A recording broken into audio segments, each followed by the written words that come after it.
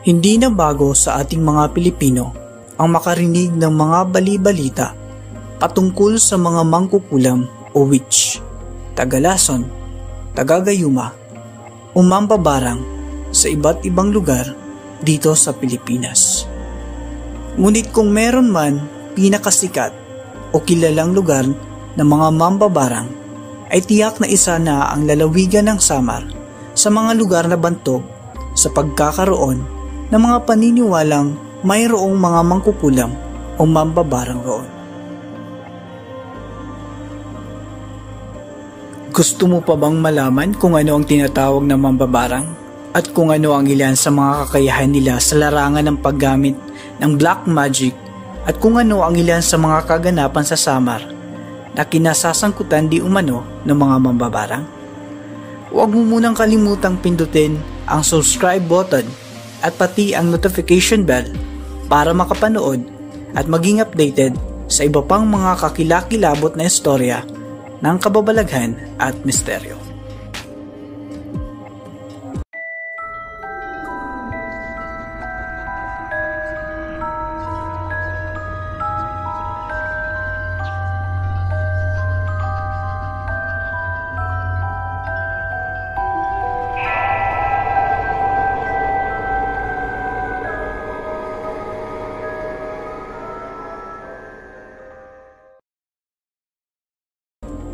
At bilang pagpapatuloy sa kwentong ito, ang salitang barang o mambabarang ay isang Visayan word na kasing kahulugan ng kulam o mangkukulam.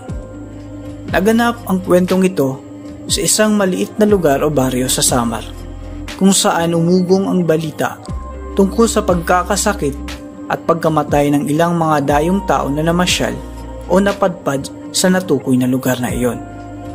Marami ang may alam na kalat na sa mga chismis at bali-balita na marami umanong mambabarang sa Samar at ang iba pa rito ay isang pamilya umano.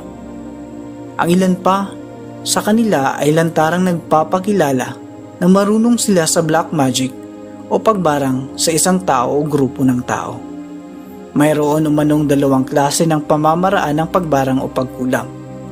Ayon sa pananaliksik ng ibang researchers tungkol sa Philippine methodology, ang unang klase ng pagbarang ay ang pagpapasakit o pagpapahirap sa target na tao sa pamamagitan ng pagsasagawa ng dasal, orasyon o anumang bagay na may kaugnayan sa natukoy na biktima na maaari ring ikamatay ng tao kung ito'y lubhang malakas o napakatindi ng epekto sa kanya. Ang pangalawa naman ay ang panggagayuma para makapanlinlang o makaakit ng isang target na tao. Ang iba sa kanila ay gumagawa ng inumin o bagay na ipinapasuot sa biktima para tumalab ang epekto ng gayuma matapos itong gawa ng ritual at dasal. Mayroon ding mga pagkakataon na kung mayroong lumalapit sa kanila para manhamak ng buhay ng ibang tao, ang iba naman ay lumalapit sa kanila para magpatulong na kontrahin at itaboy ang isa ring masamang elemento na gaya sa ginagawa ng isang albularyo o mananambal kung tawagin dito sa amin sa Visayas. Mabalik tayo sa istorya sa Samar. Ang isa sa mga popular na kaganapan sa Samar na maiuugnay sa mga mambabarang ay ang tungkol sa pagkalason at pagkamatay ng mga taga-ibang lugar na dayo lamang doon noong kasagsagan ng piyesta sa isang baryo roon. Ayon sa kwento, taong 1997 ito naganap at nung mga panahong na iyon ay normal ang klima at may karamihan umanong tao ang dumalo o bumisita sa kapistahan ng nasabing baryo. Karamihan sa kanila ay hindi taga roon at ang ilan naman ay inimbitahan lang ng mga kamag-anak at kaibigan na taga roon at ang ilan ay dayo lang. Ngunit sa mga panahong iyon, hindi pa gaanong alam ng mga tao ang tungkol sa mga haka-haka na mayroong mga mambabarang sa Samar. Nakampante ang mga dayong ito na normal lang at puro kasiyahan lang ng pagsasalo-salo ang magaganap sa kapistahan doon. Ngunit sa kasamaang palad, lingid sa kanilang kaalaman na ito na pala ang magiging badya sa kanilang kalusugan at buhay. Nakursunada ng ilang mambabarang doon ang ilan sa mga dayo at kanila raw itong pinaglaruan at sinampulan ng kanilang kaalaman sa pagbarang o black magic. Ang ilan sa mga handang pagkain doon ay hinaluan ng lason at panggagayuma, kaya marami ang nabiktima nila. Agad na nagpakita ng sintomas ng pagkahilo ng ulo, paghapdi at pananakit ng tiyan, at ang panghihina ng buong katawan ay ang mga naramdaman ng ilan sa mga nadali ng mga pambabarang. Ang iba pa nga ay malala ang mga dinanas dahil sumusuka sila ng dugo na may halong buhay ng mga itim na bulate. Dahil dito, ang ilan ay agad na isinugod sa mga ospital o pagamutan, ngunit sa kasamaang palad, ang iba sa kanila ay di na umabot pang buhay nang maisugod sa pagamutan. Ayon naman sa salaysay ng iba, ang mga nabiktima ng panggagayuma ay karamihang mga babae na siyang dahilan kung bakit may mga napabalita na pinagsamantalahan at tinabuso ng ilan sa mga taga roon. Ang iba pa rito ay napangasawa pa ng mga mambabarang dahil lamang sa panggagayuma. Naging palaisipan tuloy sa mga otoridad at mga taga roon kung paano nagkaroon ng ganoong pangyayari sa kanilang baryo. Hindi agad naging malinaw sa lahat kung ano ba talaga ang naging sanhi ng kaganapan na iyon sa araw pa mismo ng kapistahan.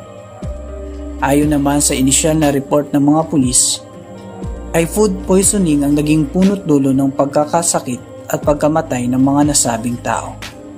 Dahil dito, ang nadiin sa pagkakasala ay ang may-ari o nagluto ng pagkain at tuluyan na lamang na isara ang kaso na hindi na iugnay ito sa pambabarang.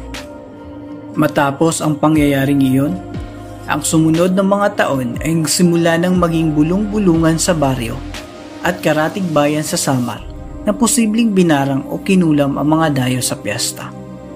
Ngunit dahil sa kakulangan ng matibay na ebidensya na kung sila man ay kinulam, naging nanatiling misteryo at mahiwagan na lamang ang pangyayaring iyon sa Samar.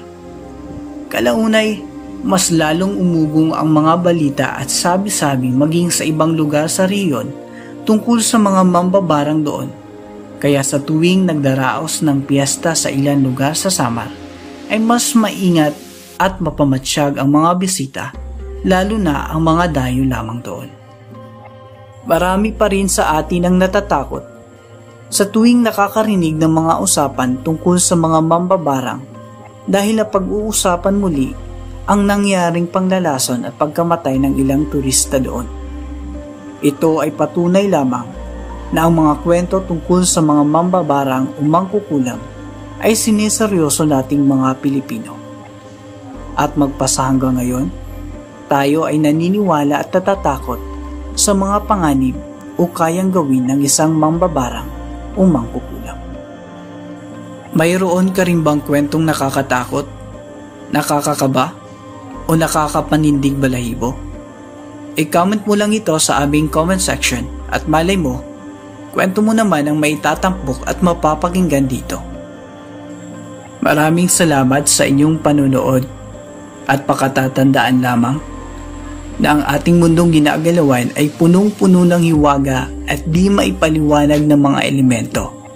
Kaya kung makita o maramdaman mo ang sino man o anuman sa kanila, huwag mo silang gambalain upang di kanila hamakin o saktan sa bandang huli.